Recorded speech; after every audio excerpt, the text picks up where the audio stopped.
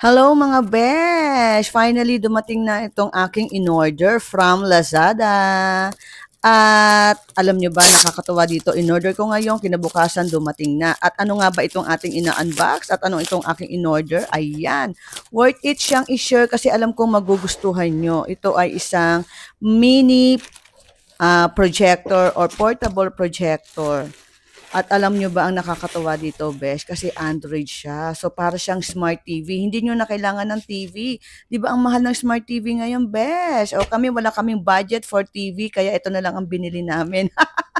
At alam nyo ba, may kasama siyang remote, may kasama siyang manual, kaya madali mo siyang maisi-set up. Ang kailangan mo lang ay Wi-Fi. Connect mo siya sa Wi-Fi mo, enter the password, at pwede mo nang panooran ng YouTube at pwede mo nang panooran ng Netflix. Ang linaw niya, best. Kailangan mo lang ay dark room at white wall. O, di ba? Kahit sa pader, gumagana.